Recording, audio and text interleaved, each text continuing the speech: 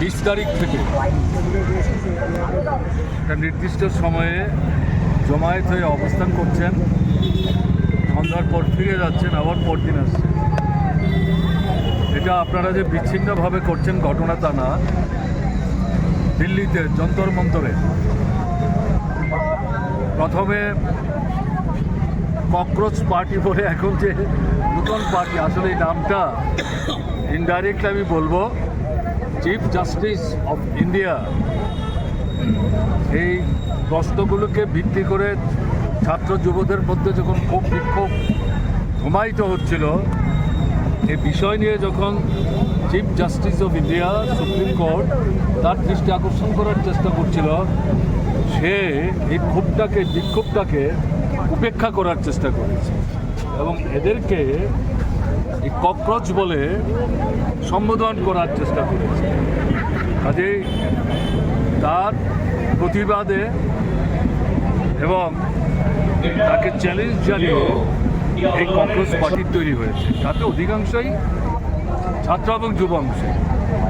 তারা এখানে এই যে নিট পরীক্ষার প্রশ্ন যে ফাঁস হয়ে যাচ্ছে এবং তাতে প্রায় 20 থেকে 27 লক্ষ ছেলেমেয়ে এবারে যারা এই নিট পরীক্ষায় কোনো না কোনোভাবে তারা বসবার চেষ্টা করেছে, তার মধ্যে অধিকাংশ ডাক্তার বা অন্যান্য ইঞ্জিনিয়ার অন্যান্য বিষয়ে তারা ভীষণভাবে ক্ষতিগ্রস্ত হচ্ছে। ফলে এরা যে দাবি সেন্ট্রালি রেখে সেখানে অবস্থান শুরু করেছে, তার মধ্যে একটা হচ্ছে এই প্রশ্ন ফাঁস কী করে হচ্ছে এটাকে তদন্ত করতে হবে, যারা দায়ী তাদের বিরুদ্ধে আইনানুগ। আমি এতক্ষণ আমার প্রতিক্রিয়া খুব সংক্ষেপে তাদের সামনে উল্লেখ করার চেষ্টা করেছি। এটা হচ্ছে এই যে নিট করে রাজ্যের হাত থেকে ছাত্রদের বাছাই করে উচ্চতর শিক্ষার যে সুযোগ এতদিন তারা ভোগ করতেন, এটা হরণ করে কেন্দ্রের হাতে পক্ষীগত করার চেষ্টা করেছে এবং নিট হওয়ার পর সমস্যা আরও বাড়ছে, প্রশ্ন ফাঁস হচ্ছে, পরীক্ষা বাতিল হচ্ছে। গত যে পরীক্ষাগুলো তাতে দেখা গেছে প্রায় 27 থেকে 28 লক্ষ ছেলেমেয়ের ভবিষ্যৎ অনিশ্চিত হয়ে পড়েছে। ফলে এই যুবকরা, ছাত্ররা, এরাই হচ্ছে আমাদের জাতির ভবিষ্যৎ, দেশের ভবিষ্যৎ। তারা যদি অনিশ্চয়তায় ভুগে, তার থেকে যদি হতাশা তৈরি হয়, এটা দেশের পক্ষে, জাতির পক্ষে অত্যন্ত ক্ষতিকারক। স্বাভাবিক কারণেই এই আন্দোলন এটা 2-4 দিনের আন্দোলন না, এই আন্দোলন দীর্ঘস্থায়ী হবে এবং এই যে প্রশ্নগুলো ফাঁস হয়ে যাচ্ছে, কি করে ফাঁস হচ্ছে এটা চিহ্নিত করতে হবে, যারা দায়ী তাদের বিরুদ্ধে কার্যকরী আইনানুগ ব্যবস্থা করতে হবে এবং নিট পরীক্ষার সিস্টেমটা পরিবর্তন করা দরকার। বিশেষভাবে কেন্দ্রের যে শিক্ষা দপ্তর, তার যিনি মন্ত্রী, তাকে দায়িত্ব নিয়ে পদত্যাগ করতে হবে এবং এটা লজ্জাজনকভাবে আমরা যেটা লক্ষ্য করছি যে আমাদের দেশের প্রধানমন্ত্রী থেকে শুরু করে কেন্দ্রের সরকার এই মন্ত্রীকে রক্ষা করার চেষ্টা করছেন, কিন্তু পার পাবে না। যে আন্দোলন চলবে আগামীকাল। তারা বলেছেন রোববারের মধ্যে যদি মন্ত্রী পদত্যাগ না করেন তাহলে এই সরকারের সঙ্গে কোনো আলাপ আলোচনা নাই, সোমবার থেকে আন্দোলন অন্য চেহারা নেবে। এবং আমি যেটা আমাদের বন্ধুদের কাছে বললাম, তারা এখানে আগরতলা জিরা করছে, দারুণ ঘটনা। দল মতের ঊর্ধ্বে, জাত ধর্ম বর্ণ সম্প্রদায় নির্বিশেষে এটা শুধু ছাত্রছাত্রীদের মধ্যে সীমাবদ্ধ থাকবে না। আমার দৃঢ় বিশ্বাস ত্রিপুরার জনগণের যে গণতান্ত্রিক চেতনা, তাদের মধ্যে অন্যান্য অংশের যারা মানুষ তারা এগিয়ে আসবেন। এই ছাত্রছাত্রীদের সাথে মিলে তারাও এই ইস্যুতে একটা বৃহত্তর আন্দোলনের পরিষদ ত্রিপুরায় গড়ে তোলার ক্ষেত্রে কার্যকরী ভূমিকা অদূর ভবিষ্যতে নেবেন, এটা আমার বিশ্বাস। স্যার, ওদের তো 3টে দাবি ছিল। গতকাল দেখা গেছে যে এই যে ককরোচ জনতা পার্টি, যেটা দিল্লিতে যন্তর মন্তরে কেন্দ্রীয় সরকারের সাথে কথা বলার পর তাদের 2টো দাবি মেনে নিয়েছেন। আর একটা যেই দাবি, যেটা ধর্মেন্দ্র প্রধানের ইস্তফা, এই বিষয়ে এখনো আজ সম্ভবত কিছু বলার কথা, তবে এখন অবধি কোনো কিছু জানা নিয়েছে। এটা যারা আলোচনা করছেন তারা কিন্তু এখনো পরিষ্কারভাবে বলছেন না এবং তারাই বলছেন রোববারের মধ্যে যদি ধর্মেন্দ্র প্রধান পদত্যাগ না করেন তাহলে সোমবার থেকে আন্দোলন অন্য চেহারা নেবে। কাজে এর থেকে কনক্লুশন আপনাদের ড্র করা ঠিক হবে না যে আলোচনা হয়েছে, 3-4টা আলোচনা হয়েছে, আপনারা দেখেছেন মন্ত্রীর অফিসেও তারা যাবেন না বলেছেন, মন্ত্রীর বাড়িতেও তারা যাবেন না বলেছেন। নিরপেক্ষ একটা জায়গায় মিটিং হবে, কনস্টিটিউশন ক্লাবে এই মিটিংটা হয়েছে 2 দফায় 3 দফায়, কিন্তু দে আর নট ইয়েট স্যাটিসফাইড। এবং এই জায়গায় তারা বলছেন আমাদের যে প্রধান বক্তব্য যে দপ্তরটা এটার জন্য দায়ী, সেই মন্ত্রী কেন পদত্যাগ করছে না?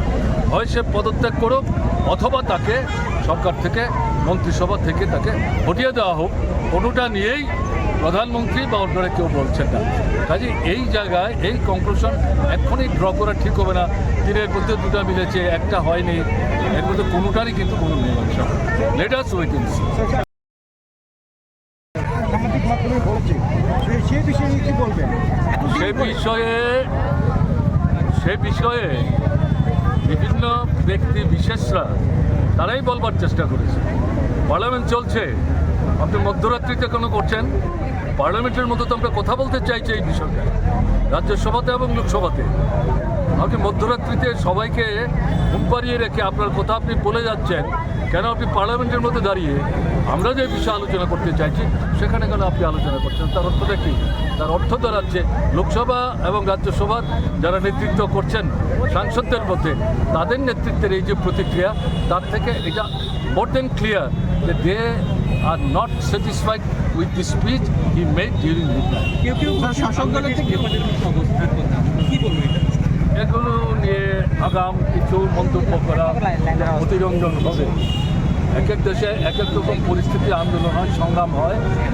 এখন বিভিন্ন দেশের আন্দোলন থেকে মানুষ শিক্ষা গ্রহণ করে, কিন্তু আন্দোলন নকল করা যায় না।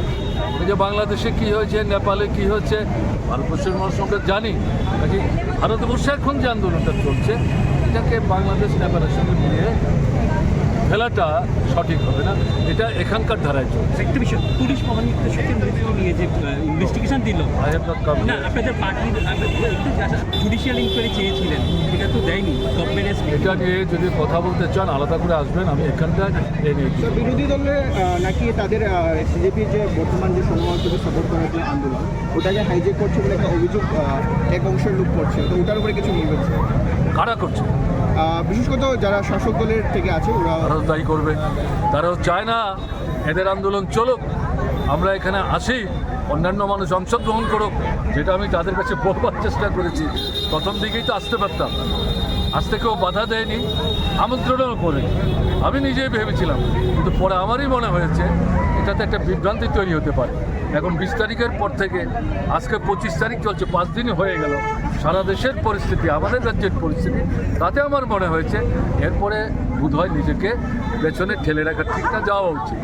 কাজেই যারা বলছেন তারা তো অপরাধীদের পক্ষে দাঁড়িয়ে সেখানে কথা বলবার চেষ্টা করছেন, আন্দোলনটাকে পেছন দিকে টেনে নেওয়ার চেষ্টা করছেন, এবং যারা আন্দোলনটা করছেন তাদের মধ্যে হতাশা তৈরি করার চেষ্টা করছেন। এই পদ্ধতি কাজ করবে। এই আন্দোলন কাভার করতে গেছে, হ্যাঁ, সেটা গতকাল হয়েছে কলকাতাতে, কলকাতার পশ্চিমবঙ্গে কালকে সেই আন্দোলন ছড়িয়েছে। এরা কথা বলার অধিকারই তো হরণ করছে, আন্দোলন সংগ্রামের অধিকার হরণ করছে, এখন ভোটের অধিকার হরণ করার চেষ্টা করছে। সেখানে আপনারা সাংবাদিকরা যাবেন, সাংবাদিকদের একটু সাহস থাকতে হবে, এগুলো মোকাবেলা করেই তো সব আপনাকে তথ্য সংগ্রহ করতে হবে। আমরা আছি আপনাদের কাছে। Poralekha boy porima by shimiya omo kaisa samu te experience by serengnani se and kaisa lesson confident bil khaina bagai and abono furungjago chini bineka Institute of Health Science.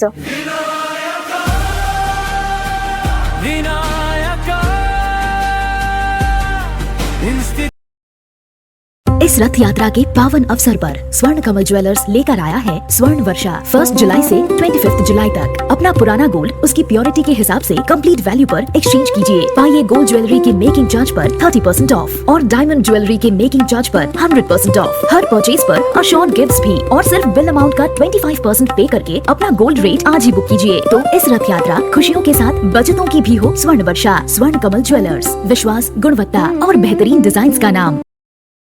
Behind every confident nurse and healthcare professional is a journey of learning, dedication, and discipline. Vinayaka Institute of Health Sciences believes in nurturing those qualities one step at a time.